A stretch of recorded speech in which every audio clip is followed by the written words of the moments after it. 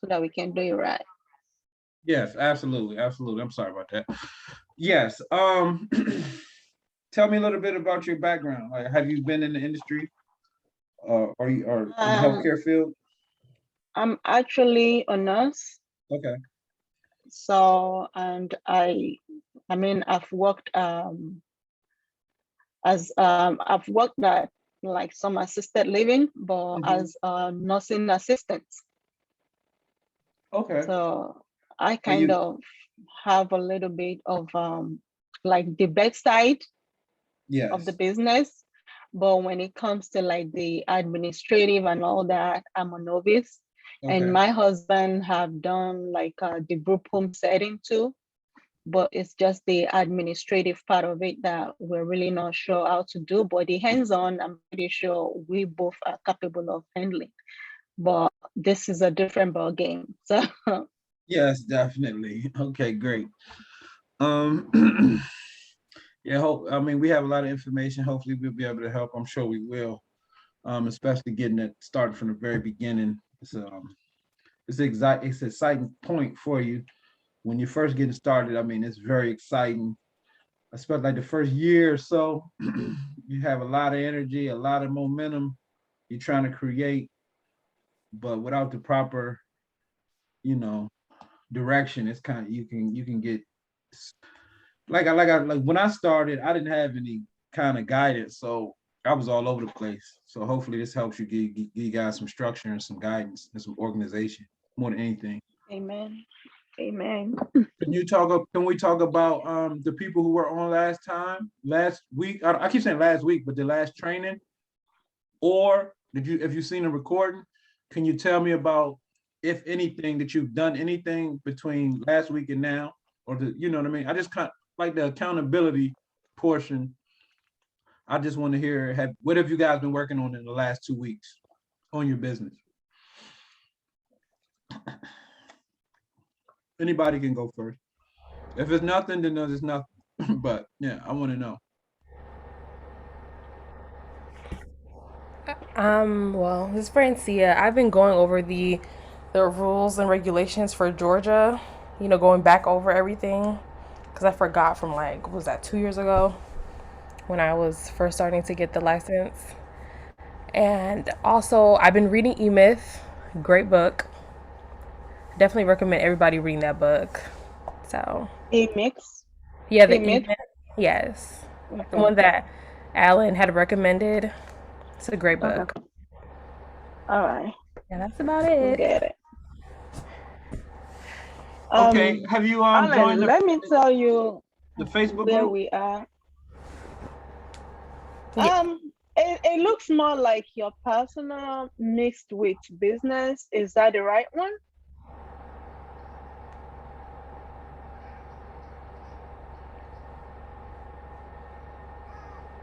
Can you repeat yourself? I'm sorry. Do you? I mean, the one I saw, it looks more like your personal Facebook page Oh, okay. Well, with your business together. Is that the right one? I'll put the link here in the chat right here. I'll put the link here. Okay. So what have you been working on? And I think Sonia just joined. Good evening, Sonia.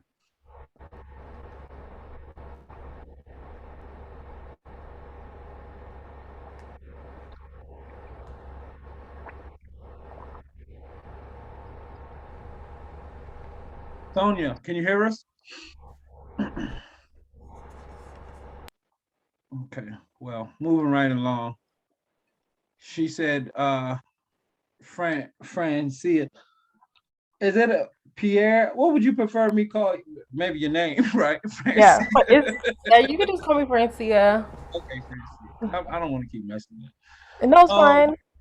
So the E-Myth book and any book that I recommend, it's not like me just throwing things out there. Like these books are very important for your progress, and it's just information that you're gonna need to kind of help with the mindset and just preparing yourself for like the long term reality of a business ownership, a small business, or creating a business.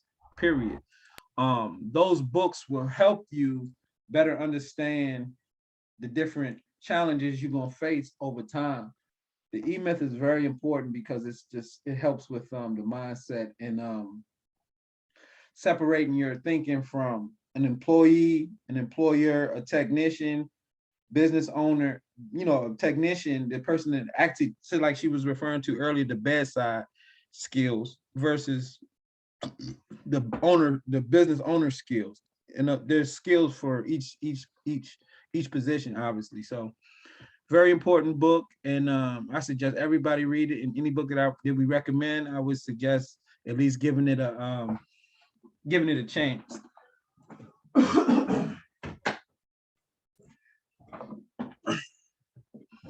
The training this evening is going to be here we go.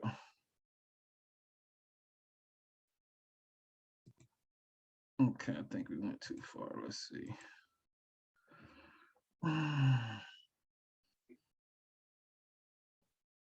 Okay, yeah, business banking, affiliations, insurance, your personal budget, and then the beginning of the process of pulling your referral list. Start building your referral list. So let's get right into it. If you guys have any questions, feel free to somebody got in the waiting room. Hold on.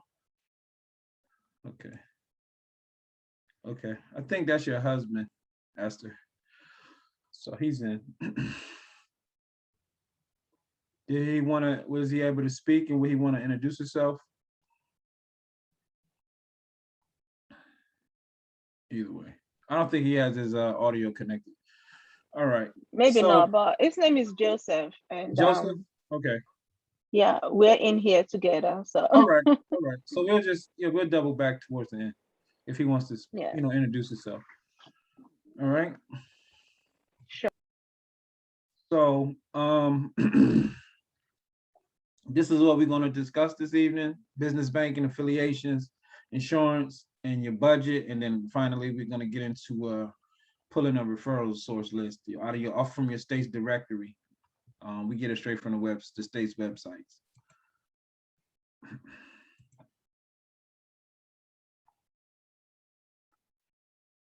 Business banking.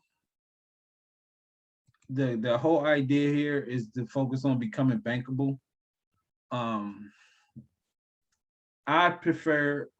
been with I'm sure most adults have had multiple bank accounts, and I've been with a lot of different banks, and I finally settled at Navy Federal because they just have, been very supportive, helpful, easy to deal with, low fees. We don't get hit with a lot of fees here, just like petty stuff. And they have the business accounts that they have, and the support that you have is just I have never experienced it anywhere else. That level of the type of professionalism, the treatment, and just being a great institution to keep your money. As far as like credit, lending, credit lines, and things like that, they're very helpful in that aspect as well. I mean, just like any other bank, you got to have your stuff together. You have to have your credit and your paperwork, your documentation. As far as like if you're going to get, like, if you're trying to get a business loan or a business line of credit, you got to make sure you're bankable, meaning that you have your books done properly. And that's what leads us to QuickBooks. QuickBooks, I know I'm sure everybody's heard of it, if not used it before at some point or in some form of fashion. Intuit is the creator of QuickBooks, and they have all kind of other companies and different apps and stuff that I'm sure you've ran across before. But QuickBooks is like their flagship, and it's probably I haven't found anything better than QuickBooks as far as accounting software and just bookkeeping. And how it usually works is your accountant sets you up. Your accountant usually sets you up for your QuickBooks, with your QuickBooks account and merging it with your bank and all that. So it's like the collaboration is usually your accountant, your bookkeeper, you and your bank, and it all goes into QuickBooks. And what you want to do is get very familiar with the software, but then also using it and really managing and separating your funds, like your personal business, your personal funds, your personal finances from your business finances. That could be it could be hard and complicated in the beginning. Well, it could be hard and complicated if you don't do it in the beginning, or what I should say. It could be hard if you don't do it because you have to go back. And my accountant, he always stressed co-mingling and the reason and all the different reasons why you don't want to co-mingle. And what that means is using your business account to make personal purchases, or your personal account making business purchases, and not having those things in place properly will stop you or make it hard for you to become bankable when you're going into the bank asking for, you know, whether it's like I said, a line of credit, a loan, or anything like that. Alongside your business plan, you want to have a solid, you know, P&L statement, and you want to have a solid, you know, you want to have your books together. And there's a lot of like free information out there on how to use QuickBooks. If you just even, you know, on their own, when you buy it or, you know, download it, however you get it, you you know, just go through their instructional process, and it'll walk you through how to use it. And then bookkeeping, when it comes to bookkeeping, my accountant assigned me a bookkeeper. Like, my accountant doesn't do the bookkeeping. They have bookkeepers usually in the office. So you just want to, at the very least, you want to get your books done quarterly. And that's just them going in and just going in, looking at every transaction and just putting it where it needs to be in QuickBooks, making sure everything is the way it needs to look, so you can, you know, have all your ducks in a row. And then also, maybe if some people like to prefer paying their taxes quarterly instead of waiting and get a big tax bill at the end of the year, so you can pay your taxes and see what you're going to owe for taxes as well in that way also. So bookkeeping is very important. Don't overlook it. Don't start without it. Like, getting your finances together, getting your just understanding how the money is going to flow and what it's going to look like is very important before you get too far along. So when it comes to choosing an accountant, I would always suggest going with, you know, somebody with some deep experience, obviously, some great recommendations, obviously, but then somebody who also has experience with working with new and smaller businesses. Because again, like when you're working with a bigger bank, for example, they always say go with like a community bank, like a local bank, instead of like a big name. You want to get a this, you know, obviously the credit union, it's huge, but they have the personal feel. But again, when you choose an accountant, you want to make sure that they're great, they're professional, but they also make time and they're supportive for the little guy, the new person. And you'll be able to see it, and you'll be able to, you know, they'll communicate that when you start courting them and figuring out what works best for you and your new company, your new agency. So and another thing you would remember another thing you should know is that accountants can work all over, most of them can work all over the country. So it's not like, a lot of times when I first started, I thought that my accountant had to be in Maryland, like, or I have to get a Maryland accountant, but that's not the case. I do have one in Maryland, but I didn't know that I can have an accountant like that wasn't local. I thought it was like, you know, everything else, that they had to be licensed in my state or whatever. So if you have an accountant, and if you want to use my account, or you want to, you know, talk to people that we deal with, I can surely give you the information. And no matter what state you're in, they can help. And they're very affordable and great for those things. But there's another piece that comes with choosing a great accountant, and that's is if they've been in business for a while and they've been doing it, and they have like a really strong entrepreneurial spirit, it's almost like an impromptu, or like it's like a mentorship to some degree. They'll be able to answer a lot of business questions. They know a lot because accountants see everybody's books. So they get to see behind the curtains on all these different businesses. So there's always great information for them to share with you, or great, information about taxes or just whatever.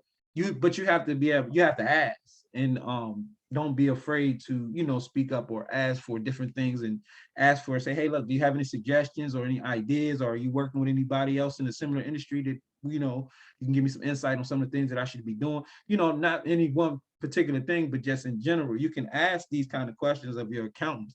And because they have these deep Rolodexes of other companies that that they've been dealing with, they know a lot about business. They don't just know accounting.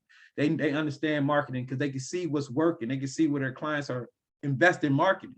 They can see what people are doing and what people are, complaining about and saying. So they're just a great tool. It's a great person to have on your team, and somebody that you want to build a strong relationship with over time. And then also, finally, you don't want to just start the conversation off with asking for referrals, but accountants can be very, very great referral sources. Once they understand your business and see that you're serious, they see you making money, they see that you're helping people, they won't hesitate. Again, if the relationship is solid and you're not afraid to ask, to, put your information out there if, it's a beneficial situation. And if that's something that they do. And it's kind of touchy, and asking for referrals is touchy in itself, especially with new relationships. So I wouldn't go in first like that, but I would kind of get an idea if that's something that they're interested in, or something that they do in their business. Do they refer other companies to other people that they work with, stuff like that? So, or allow you to put like brochures or something in their office, just something to put their information out. So but my accountant, this is for example, we go back over 10 years. So the relationship is solid. The referrals are solid. We've done presentations together. They come in and help with different things. So they help with when it's time to secure my properties. So for example, I was having trouble buying my a property, and my accountant, the bank was worried that because I was a business owner and not like a regular W-9, a W-2 employee, that my income wasn't secure. It wasn't solid. So my accountant had to draft up this letter and kind of like tell them like, okay, his company won't fail if he buys this property. And that's because, having that relationship with them, they did that within like a day, because we were at closing, and the bank was like, if you guys ever been through the process of buying a home, like 2 or 3 days before closing, you just start getting hit with all these different papers and all this different documentation that they want. Having a great accountant will make that process much, much easier. So don't overlook it. Don't think that you can do it without it. I mean, unless you're a professional accountant, unless you're already an accountant or you have some skills there, I would definitely suggest hiring a professional. Becoming bankable. Do you have audited financial statements? What does your industry or segment look like? Do you have a business plan, the character of the people behind the company, and the signing the loan documents? Will you provide personal and corporate guarantee? That's kind of a lot, but the gist of it is, do you have your stuff together when and if you start to go looking for money, investors, credit, when credit is concerned, like lines of credit, things like that. So that's or you're trying to sell your company. So a lot of people, a lot of entrepreneurs build companies up and then sell them. And again, if you're not bankable, you can't do any of that stuff.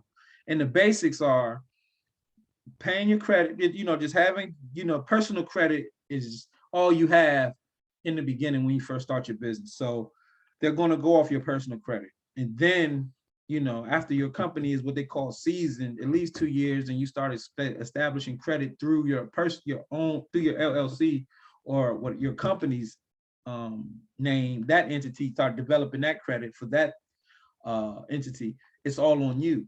And it's just, we all know what to do. This isn't a credit class or anything like that. So you know what to do. Pay your bills on time. Don't, overdo it. And, always, if you can't do nothing else, pay the minimum. And this is just credit stuff, like credit cards and stuff like that. Just don't lead it. Just don't let nothing be derogatory on your account. Anything that you don't understand, or you don't, you get it off of it, you fight it, you dispute it, whatever.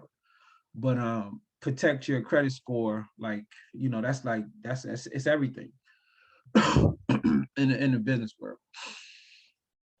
So we're gonna keep it going here. Were there any questions at this point? Does anyone have any questions? Okay. No. Okay, good. No. So establishing business credit, this is like a quick little simple checklist. You just want to register with your state, obviously, establish a legal entity, set up a business phone number, email, domain, open a business account, get it done in Bradstreet number, apply for revolving credit lines.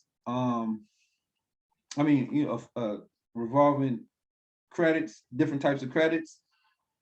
Apply with vendors like Office Depot, Home Depot, places like that.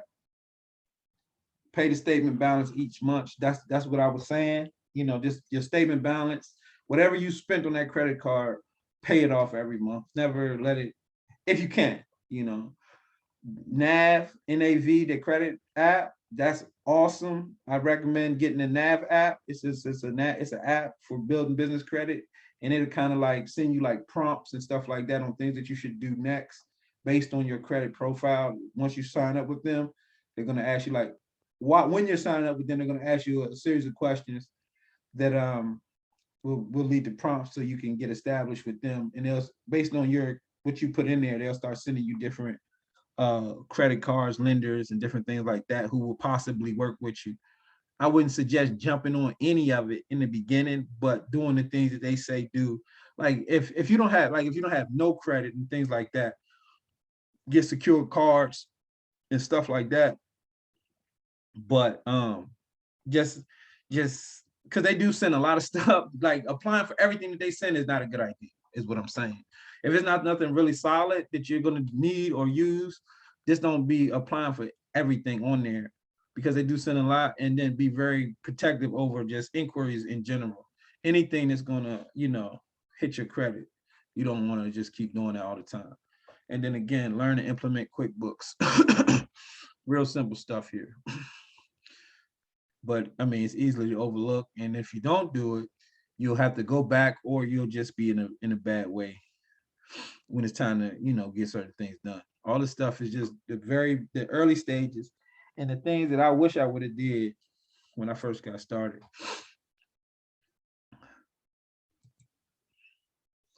Affiliations.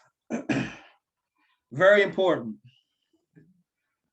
Who are you affiliated with? Who are you affiliated with? Who are you spending time with? Who are you eating lunch with? Who are you meeting with? Who are you, who knows that you're in business? Who knows that you exist? Very, very important. And it has to be strategic, it has to be systematic, and it has to be consistent. These are a few. The chambers of commerce, very important. SCORE, like the SBA office, the SCORE, in most major areas, there's a SCORE office, which is ran by the SBA. It's a mentorship program. It's like a free mentorship organization for small businesses. And I found my accountant there. I got a business plan done. This is like well over a decade ago. I started there. I met all kinds of people who, like lawyers. So like in the SBA, in the SCORE office, they have like little events, meetings, like trainings and stuff like that. And it's all free for the most part. Like I don't remember spending any money at the SCORE place. And The Better Business Bureau, you can get an affiliation with them. You can sign up and register your company with them early. Business networking meetups. I meant to put like meetup.com right there, meetup.com, where you're actually going to be going out into the business community on a consistent basis, networking. I'm gonna talk a little bit about that. BNI, Business Networking International, very, very, very important organization to join. And they're funny. So you can only be, so like say for instance, you find a BNI network in your community, and there's another home care service there. You can't join that one. You could reapply and say you're doing assisted living, and they might not look at the same thing, but it's a good thing because you're not in there competing with another home care service. There's usually multiple groups in the area, so it's not like, okay, there's a home care service in this BNI group, so I'm just there. It's just nothing else for me to do. No, there's other options. They might have multiple groups in your area. So don't be discouraged just because the first one may have one, or a home care service or assisted living provider in that particular group, and you can't join under that banner. But so you can keep looking, and or it might not even be that, it might not be one. So definitely check. Regardless, check Business National. Go to BNI, put your state name and your city, and see if there's one locally, and then try to join. And then Rotary Club. So you'll say like, why are we joining all these different weird places? And who are these? Who's going to be there? These are the organizations that business owners, community leaders, influential people in your community frequent. And this isn't all of them. This is just to give you an idea.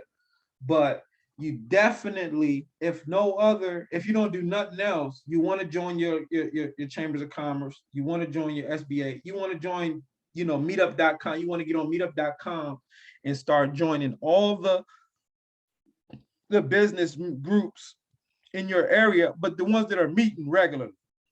Not the ones that didn't have a meeting in the last 6 months and all that. I'm talking about the ones that's meeting regularly and it got a nice amount of people coming. You can see that on meetup.com. And again, the same thing goes for BNI and Rotary. When you establish your company, the next thing, this home care is a people-to-people business. It's a personal business. So you have to know people. This isn't a business where you can sit behind a computer, shoot off emails, run ads, and do all this different stuff and never interact with the community. It's just not going to happen, or you're just not going to be relevant. You have to get out in the community, or have someone out in the community representing your organization, your company, on a regular and consistent basis. This is the foundation of meaningful relationship development. This is how you become a significant player in the business world. You have to know the right people, and you have to be regular, and you have to not only go into these situations looking to, get referrals, but also figuring out how you can be of value in those exchanges. So networking, very important, very important. How does it look when you go to an event? Obviously, you got business cards. Obviously, you got brochures. You're passing that stuff out to everybody in the room. Everybody in the room. You have to at least shake hands. I mean, I know we talking about Corona and all this, so some of this stuff is going to be a little different, but I'm just going to kind of cover it as if it's a normal time. But you're getting into these rooms, you're going into these events. My suggestion is to try to get to one event at least 2 to 3 times a month, 2 at the very minimum. Once you start going, you're going to start enjoying it. Once you're going to start enjoying it, and then it's going to start being beneficial. Then you're not going to be able to, people won't be able to keep you out of these places because you're going to see the value that's happening here. And then also, a lot of times when we start in businesses for the first time, and we've had an employee background. Our families may have been employees. We've been employees our whole life. We haven't really been in the business world. The majority of the people that we are around, our friends, our family, and our associates are all employees. When you try to start a business, that stuff matters, because all of these people that you're surrounded by really can't help you if they're not interested in the same ideas, thinking, and information and mindset that comes with starting a business. They won't be able to help you. They'll may be able to encourage you, but they won't have the connections, they won't have the network, they won't have the information to put you in a situation where your business could grow and thrive. So getting into these organizations, you're going to learn and meet new people. You're going to learn, you're going to be networking and building with like-minded individuals. And that's it. The sooner you're able to get out in the community, start networking and interacting and building real relationships with other business professionals. And I'm not just saying like it's not going to be a room full of home care business owners all the time. You get lucky and you might meet another one who, y'all in the same industry, but there's so many other industries that can help you. We're servicing seniors, but we're only servicing from one aspect. Seniors, just like any other person or consumer in America, all have needs other than just home care. So they have lawyers, they have nurses, they have accountants, they have different people that do different things for them. They have people who take care of their homes. They have contractors. So it's just so many different people who they interact with, and all of these different companies come together in these networking events. And not only do they have people that they may help with, they have their own family also. Because you got to remember, the majority of people going to be in these events are people, they're adults, they're older adults most of the time, who are established business people. And if they're 50 and up, they got senior parents. If they're still living, their parents are pretty old. So that's one reason. And there's just so many other great reasons to be in these situations and to start like letting go of, the old mindset, the old thinking, the old network, the old friends, and letting new people in your life, new ideas into your mind, new friends and things into your network. It's because if you don't, it's going to always look the same. And it's a scary transition. It's a scary transition when you think about going into these events. And if you've never done it, like I remember the first time I went into a networking event, I don't even think I went in. Like I pulled up, checked it out, it was like 1 million people, it felt like, and I didn't even go in. Eventually I started going in and making my way, and then it just changed. Like a year in, 2 years in, my life just changed. I had all these great people, successful people in my corner, ready to support, ready to be helpful, sending me leads, sending me resources. And it's just this is the world that you want to be functioning in. This is the world you want to be functioning in. I don't want to go too deep, right? Any further than that in this particular slide, but this is very important, and I hope you guys can see that. Any questions? No. Okay, great. Insurance, bond. So these are the insurances that you're going to need. Hold on. Somebody's trying to get in.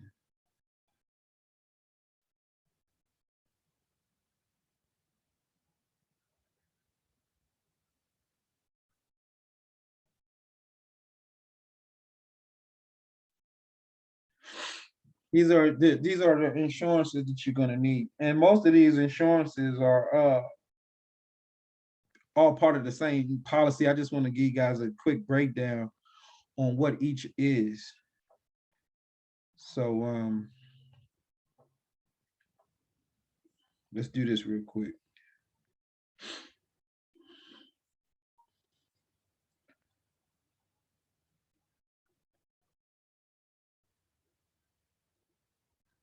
I wanna so we use the solution group is who we have been, man, I found them years ago and I've been using them ever since for my insurance. So home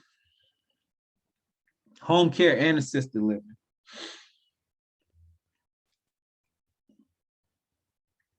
Give me, I'm sorry about this. I'm looking at something real quick.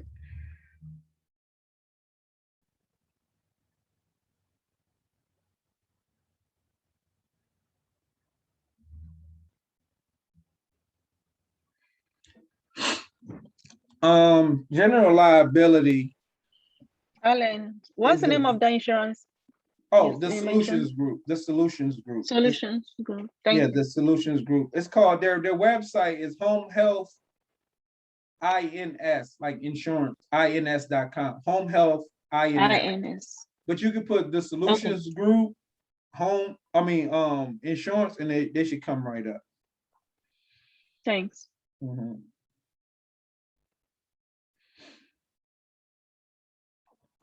So from a home care perspective, when it comes to general liability, it's usually damage to client's property, fire, like they could cook and be like starting a fire, they, cooking, stuff like that. Slip and fall, little like stuff like that. If somebody gets hurt at your office, even, things like that. That's what covers that's what general liability covers. Professional liability is it covers, say, like if somebody hurts somebody, or if like improper care, or somebody sues you because they say that client got bad sores because of your caregivers weren't doing what they were supposed to do, stuff like that. Burns while bathing. This stuff is covered under your professional liability.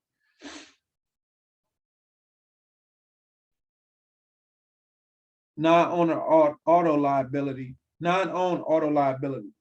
That's if you have your caregivers like driving people around and stuff like that, you just want to make sure they're in the cars that you send caregivers out, their caregivers are covered, whether they're using your car, their car, a business car, like a company car, or even the client's car.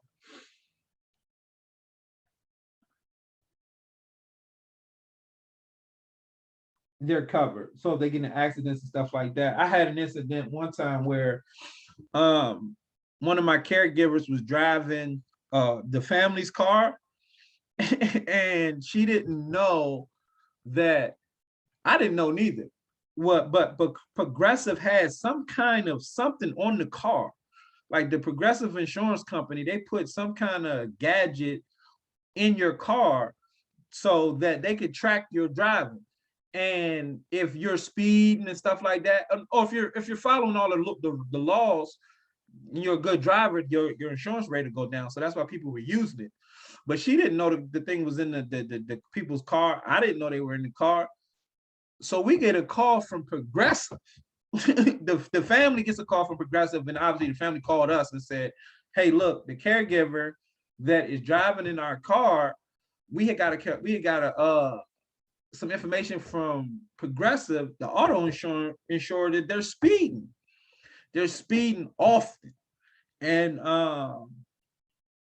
we had to deal with that. We didn't have to use the insurance or anything, but I'm just saying that these type of situations will occur in random ways. So if you just want to make sure you're always covered and stuff like that.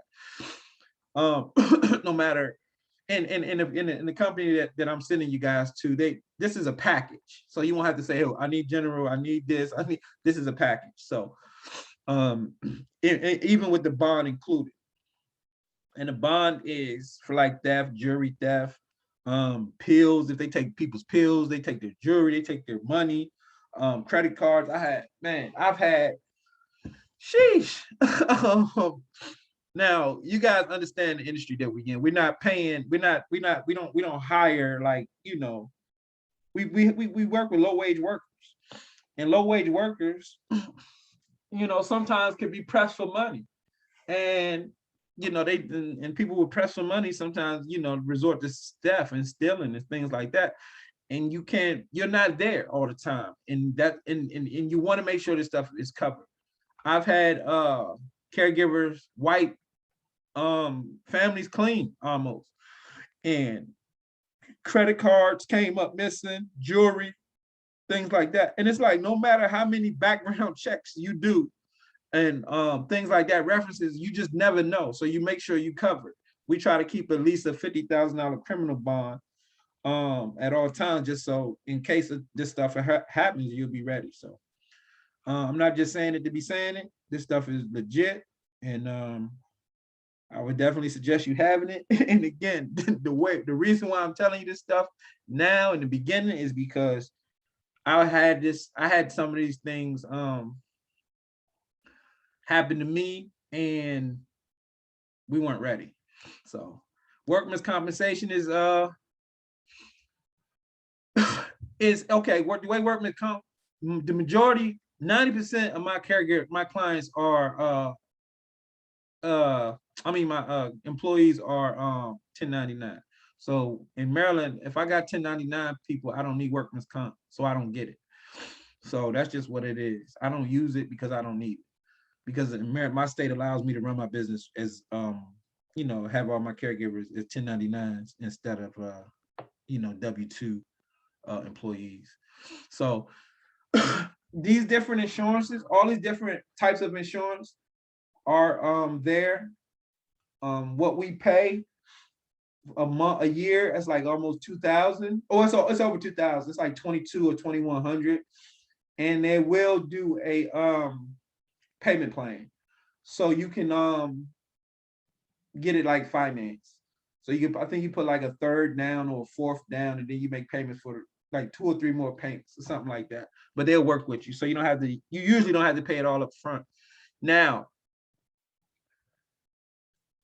you can't shop around, but I'm gonna tell you, ever since Corona, it's been extremely hard to renew my insurance with somebody else, because I'm always shopping around looking for cheaper people. So I was looking for cheaper, and I found cheaper, but they wouldn't do it because of COVID. They don't like our industry right now. So insurance companies don't like our industry right now because of COVID. It's probably, it's obvious added liability for the insurance company, and they just feel like, if we feel like we're gonna have to pay out more often, we're not gonna want to insure that those types of businesses. So when you do shop around, just be mindful that the possibility of you getting shut down just because of the industry and because it's COVID is highly likely, because I've experienced that myself personally. So give me like 2 minutes. I gotta run and get something real quick. Feel free to chat or wait 1 second.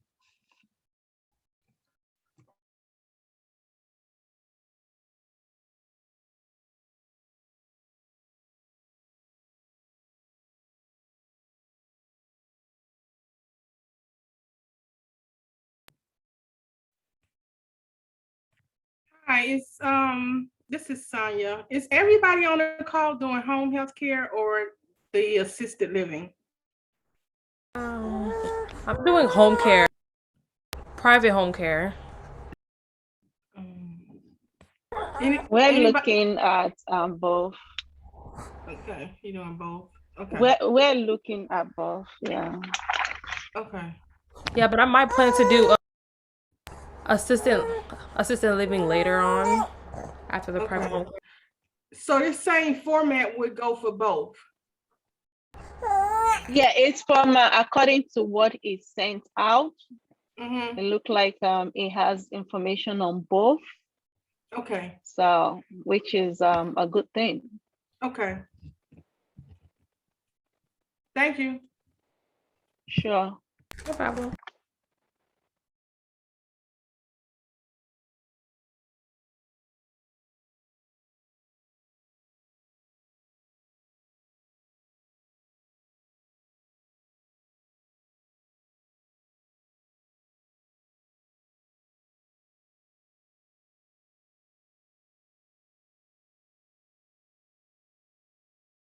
Okay, I'm back.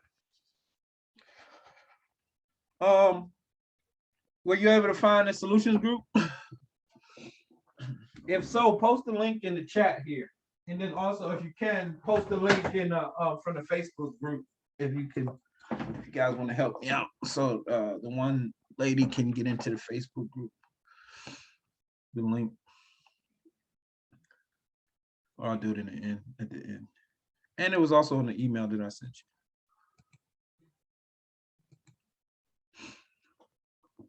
Personal survival budget.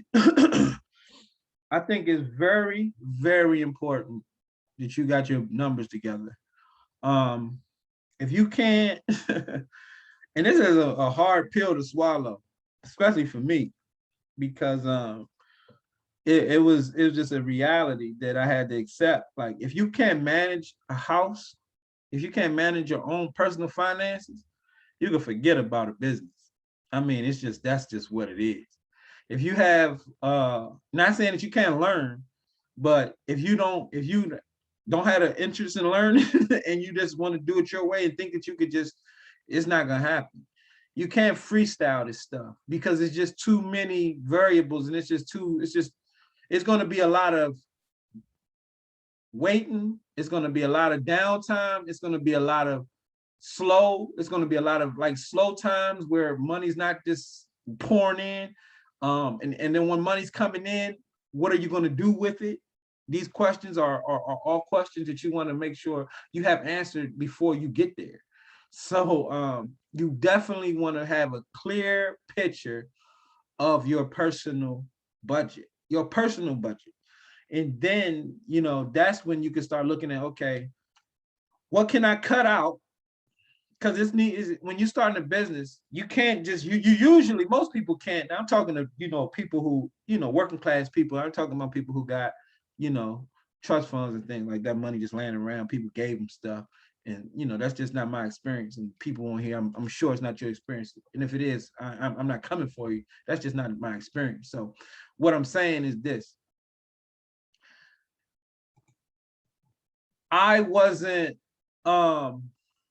raised in a household where money was abundant, so I never learned the strategies of managing money. It was money came in, usually at the end of the week, we paid the bills, we got the food, and that was it. So it was never like any like budget. The budget was get food. What I learned about finances was like quotes and like, stuff like that. It was never like no real detail. I never learned how to balance no checkbook. Nobody never told me about that. I had to go figure it out on my own. So it's like, my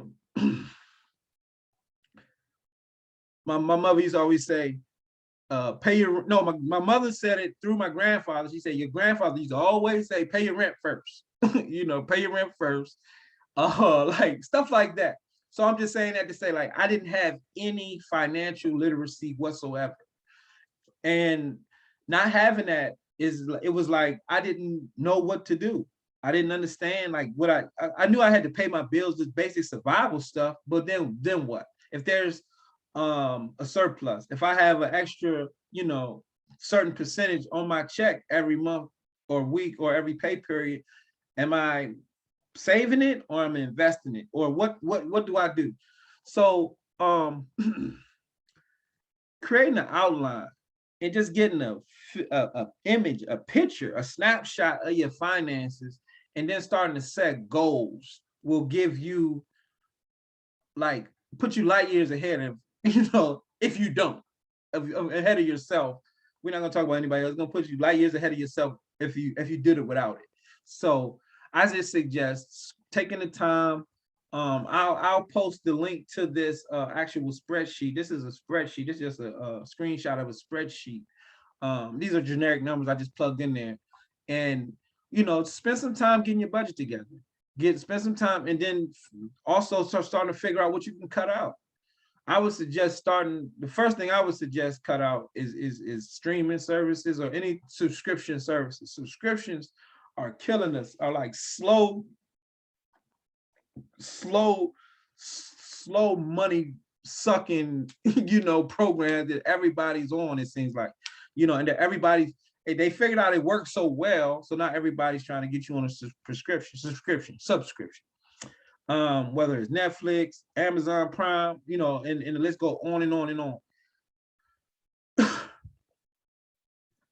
Unnecessary travel, eating out, phone lines, cable. Like, if you don't have a solid savings that you're prepared to use for your business, or you haven't really positioned yourself, or you don't have a loan, you're going to fund this thing based out of the income that you have coming in. And if you like most Americans, most of your income is already accounted for. So if you're going to start a business, you have to go look at that income, look at your lifestyle, and figure out, okay, where am I going to get some new money?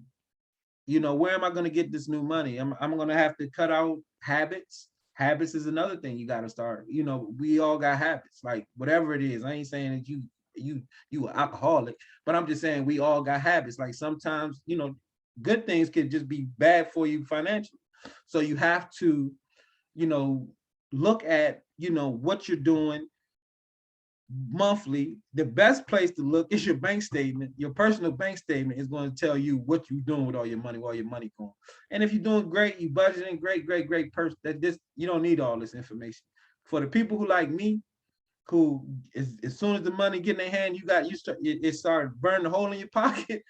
You need to make sure you have a strong budget and a strong system in place and a good program on where these dollars gonna go when they come. No matter, and this could be any size budget, like whatever it looks like, you just want to make sure that every dollar is accounted for.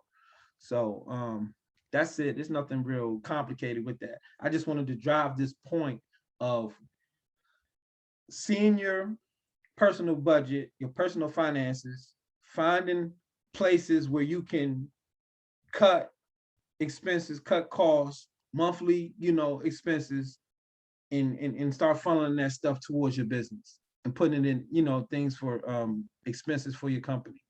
Very important. And another thing that I just wish that I would have done sooner, and I don't want you guys to overlook. So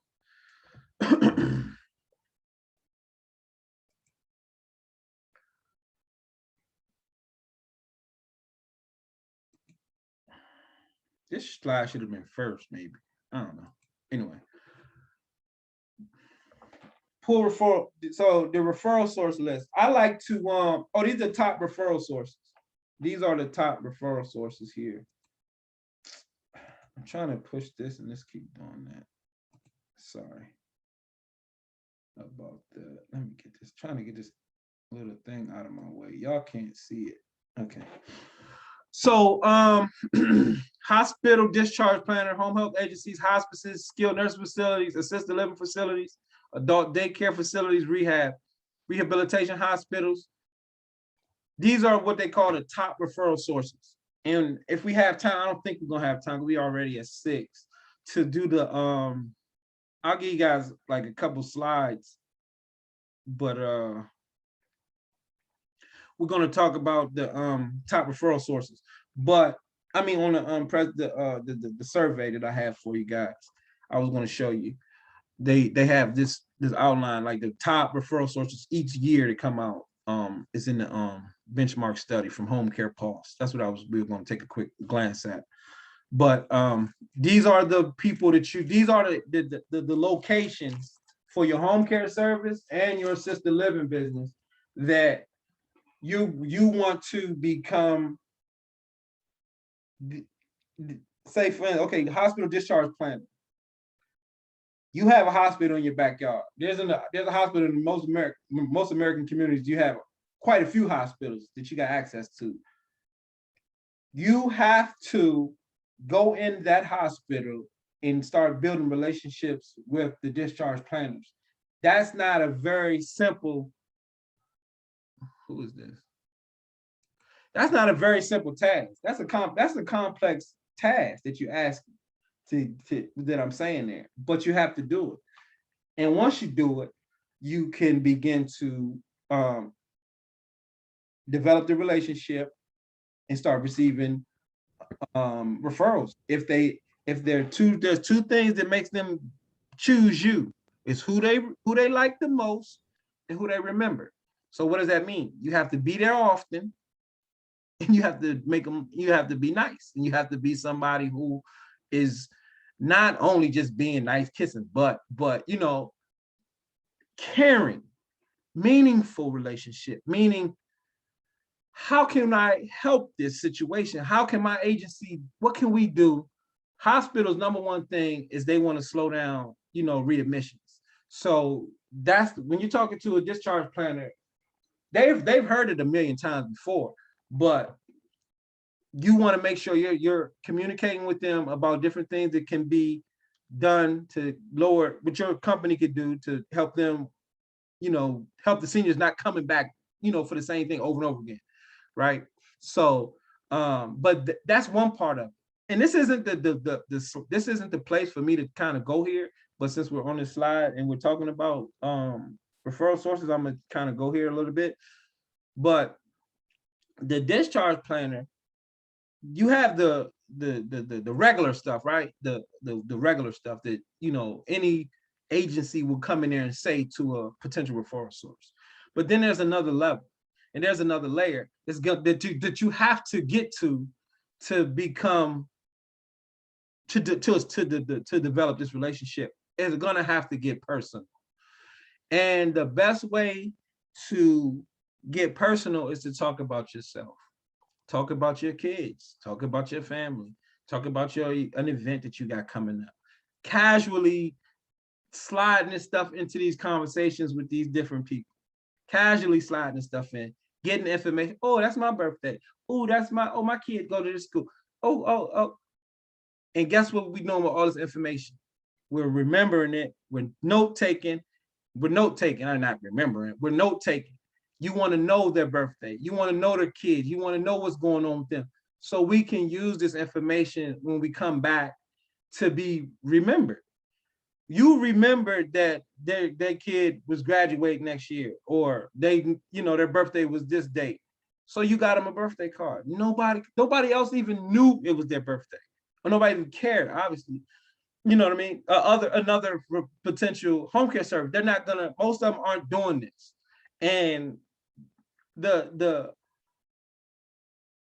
way it has become, as far as just the competitiveness of the sport of referral source acquisition, is forcing us to play this really close and personal, I don't want to say game, because we're really helping people and we're establishing real relationships. So it's like new people, good new people in our lives. And they're not just, it's not a business thing. It's not only a business exchange. Now it's a meaningful relationship that we've developed. And we're always looking for different ways to help. The more you help, the more people are gonna want to help you. The more you give, the more you're giving. And that's just the gist of it. And I'm sorry, this to kind of go off track, but the state of Maryland publishes this list, a list of some, you know, most of this stuff, and we have access to it, and most states do. I'm not going to say Maryland because most states do. So this is what Maryland gives you. This is see, if you look here on the where it says licensee directory as of November 1st, 2021. These are all of, so I can go click on Word, PDF, or Excel, and I'll get a whole list of all these different locations. Look at all these. So all the hospitals, all the adult daycare centers, all the assisted livings, all the rehab centers, all the therapists, everybody who needs a license to do business in Maryland has to, their information is going to go here. So if you have a company and you need to get ready, and it needs to be licensed, all your information is going to be public. And that's great. So look here, on the other page, when I said licenses, what is this? The are these these are assisted livings, yeah. So like here, assisted livings. If we're looking at the other slide here, this is all the information they give you. So you got how many beds, you got the phone number, you got the location, you got the license number, you got the address. That's a lot of information you got there. You got with the name of the facility, you could just Google it, get the email, the website, any other information that's not here, you should be able to find it. For the bigger locations, you should be able to put it in, find out who the directors are. Even there, you can find out who the directors are. All you have to do is search the license and stuff like that. But all of this information is vital to building your list and then creating your targets.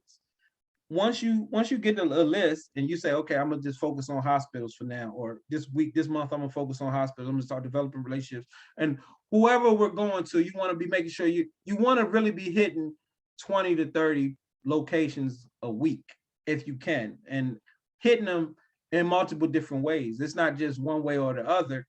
It's through, email, direct mail, visits, and any other way that you can communicate with them. There's no fax and stuff like that, but the goal here is to get the list and start your meaningful relationship development process. And that's what I wanted to show you here, was just how to pull a list and where they are. And all I search for to pull this up, I just go to, so Maryland has a site called OH, Office of Health Care Quality, which is the OHCQ, and you just go on their website, you put licensee directory, and this comes right up. Most states that I've been on their website all have something very similar, and if not, you can still Google it. You just put the actual facility type, your county, your state, your city, and then you'll get them just like that. It's just gonna take a little bit more legwork, but you can still get all the same information. So, any questions?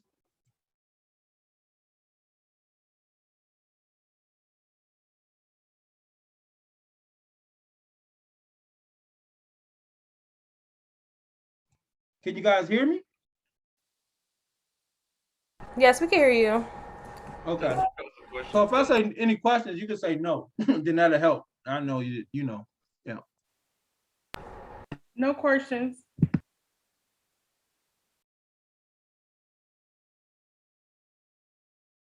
Is the information helpful? And is it making sense? Is it clear to you guys? Yes, definitely very helpful. Tell them, give me a second. I'm gonna ask them a question. Yes, I heard him. Yeah. Okay.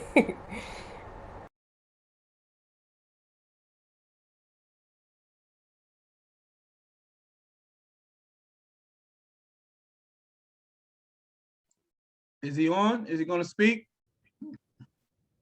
Hey, Alan. Hey, buddy. How's it going? Is it Joseph? I know I'm winging it, but I'm driving trucks. That's why I got my Wi-Fi out here. Oh no, that's cool.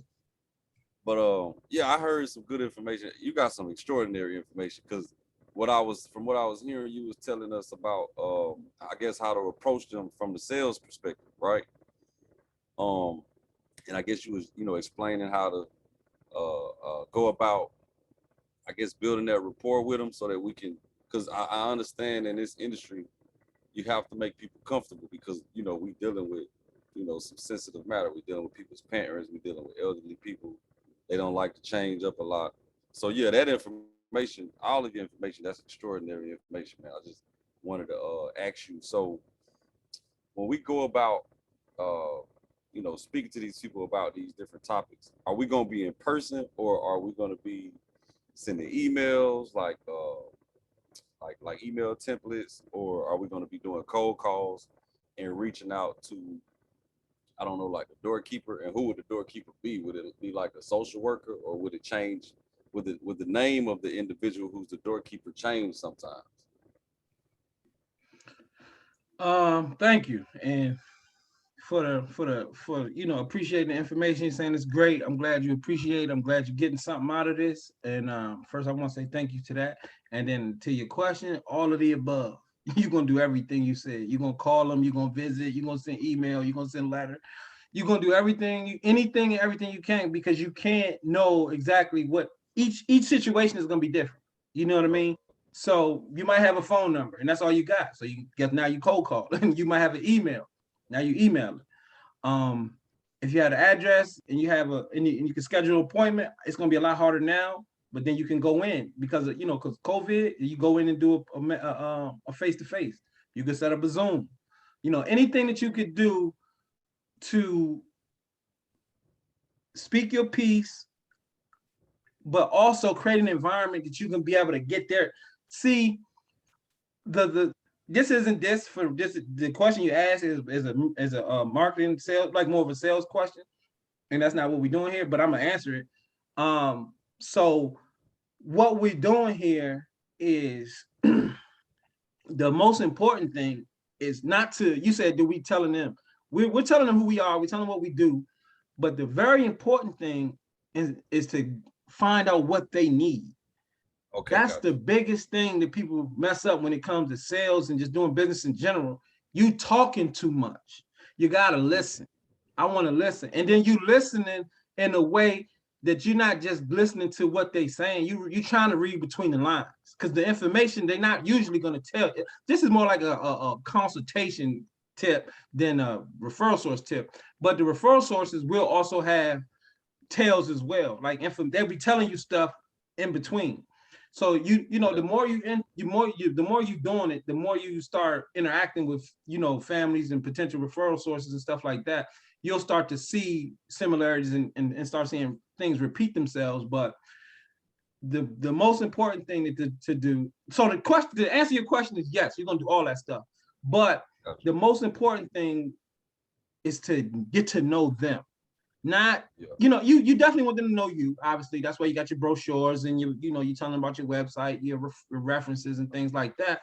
But then also, the most important thing is, what can ABC Home Care Services do for this assisted living?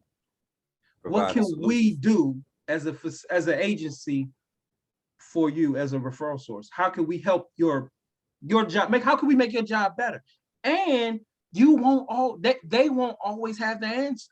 So then we have to have, you know, the capacity to, you know, think it through for them, or have ideas and be proactive in our thinking. So maybe this might help, or maybe have you thought about that? Or, you know what I mean? These are some of the things that we've done with another facility or another family. You see what I'm saying? So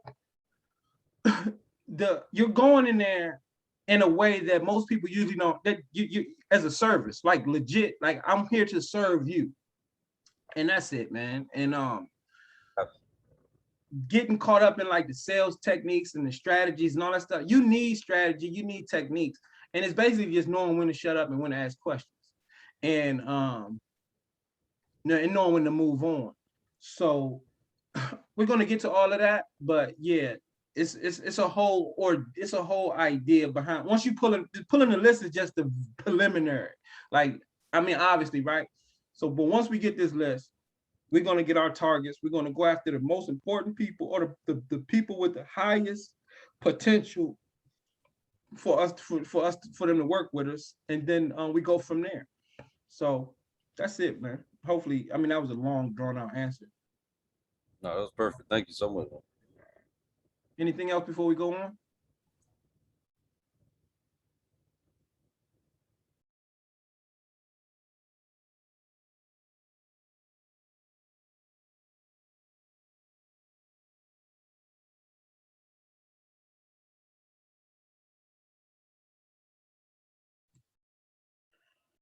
Required reading. 10X rule. The only difference between success and failure. Has anyone read this? Yeah, I read that book. That's a great book. Okay, great. Did you were you able to get the last book, The E-Myth? Oh, I read that one too. Okay, great. Oh man, y'all serious. I just read that one. Okay, great. So when you thinking about starting a business or just going into business in general, it's you have an idea. We all have an idea or a vision of what it's going to take to be successful. Whether we can pull it off is a whole nother question, but we all at least have an idea, right? That idea ain't right. What you think it's going to take, it's going to take 10 times that, is what this book is trying to explain to you. You think that, so like, say for example, I think that if I call 20 people on the, if I pull a list and I call 20 people I feel like, okay, if I call 20 people, I should get at least one person that's gonna give me a referral. So that ain't the case. You can call 200 and you still might not get none. So that's what the point of this book is that you have to 10x times 10 multiply by 10. He just using 10 as just a general number, but you need to multiply by 10 your effort, your output, your activity. So if you say, okay, if I say, okay, I want to make, my goal this month is to make $10,000. That's just, okay, this is just simple. I want to make $10,000. That's my goal. So what do I have to do to make $10,000? I need to, there's a series of steps that I need to take. Did I think, if I've never done 10,000 before, to get me to that 10,000? But going off, that first general idea of what it's going to take, after never doing it before, I might only make 2,000, 3,000, because I just wasn't doing enough. Even though it seemed like it would have been enough, it's just not enough to get to that actual place, that goal. So the point of it is, without me making it more confusing, because it sounds like I'm about to confuse myself. The point is that what we think is going to take, it's going to take 10 times that, or more, or 20 times that, or 100 times that. So if I want to be a millionaire, it's not going to be as easy as the little business plan that I thought I just, if I write this business plan out and I do all these steps, I should be a millionaire. Yeah, if you do all that stuff times 100, you should be a millionaire. Instead of making 10 calls, you need to be making 100 calls a day. If you're trying to, so that's kind of the idea. Obviously, the brother, he already read it, and I know somebody else said they read it, but very, very, very important book. It's general. It's not going to be like any strategy or anything like that, but it's going to just help you expand how you approach this thing, because it's going to take for you to put in a lot more effort than what you've already been doing. And the majority of the time, we have a good situation. We have a good business. We have a good idea. We're in a good industry. Obviously, this is a very lucrative industry. It's very in demand. If you look at the numbers, is seniors turning 85, is 10,000 seniors turning 85 a day or something like that. 10,000 or 8,000 a day. People turning 85 every day, like 10,000 turning 65 every day. Like these seniors, it's thousands and thousands and thousands of seniors coming into the market every day who need care. They living longer. It's a lot of dementia out there, and I think they saying that the COVID is triggering dementia. So dementia is even more prevalent. So we're already in a good business. The only thing that is standing between success for you, your business, and then all this opportunity in this industry is just not enough people know you exist. And that's it. You just aren't known. You just have to go get known, and you have to do that. You can't be a secret agent in this business or in no business. You have to be known. You have to get out there. You have to, get out your own way. You have to, create if you like shy, or you feel like you introverted, or you antisocial, whatever term you put on yourself, you need to get over it and get out here, get on the phone, start telling everybody and anybody who's going to listen that makes sense, obviously referral sources and people who can help about what you're doing. And that's what this book is going to help you do. So let me see where we are time-wise. Jesus, man. Okay. How we looking on time? Is everybody okay? Yes. Yes. Yes.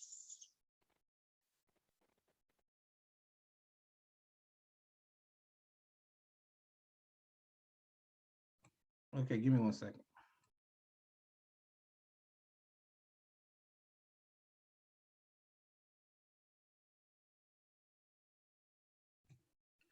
So I'm sure everyone has a bank account. hopefully. So these are just assignments for next week.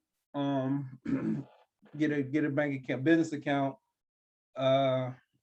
join some, at least start, when I say source affiliations, like find them and join the free ones at least. Get an insurance quote, complete your budget, do your business plan outline if you haven't done it already, and start, pull your referral source list from your state. If you can't find it and figure it out, just reach out to me and I'll help. And if we can't do it that way, we'll figure out another way. And then also just required reading is the 10X rule. So that's the training for the evening. If there's any questions, we can go ahead and address them now. I was going to do the other portion, but maybe if we can come on like another day, it doesn't have to be for this. I'll schedule another time. And please go into the Facebook group and let's kind of start a conversation there and kind of keep some of this stuff going. And then I'll be updating. I want everybody to join the Facebook group so I can like instantly update everybody.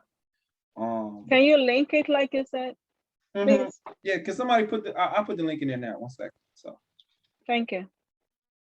Oh, and the reason why I was saying to go to the Facebook group is so that we can, if there's a better time that works for everybody in this particular cohort, let me know and we can figure that out. If this time doesn't work great for everyone.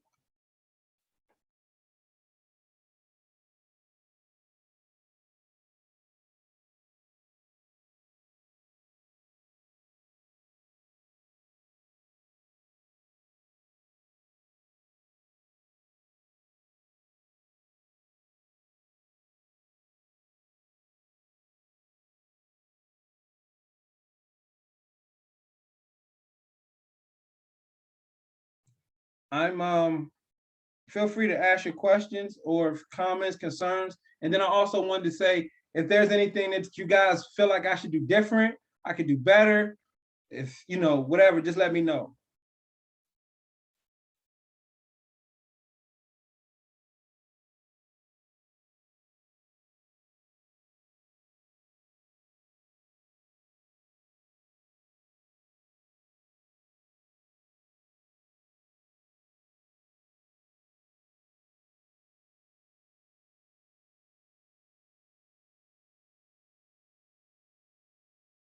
I'm getting a link. I'm posting it in the chat now.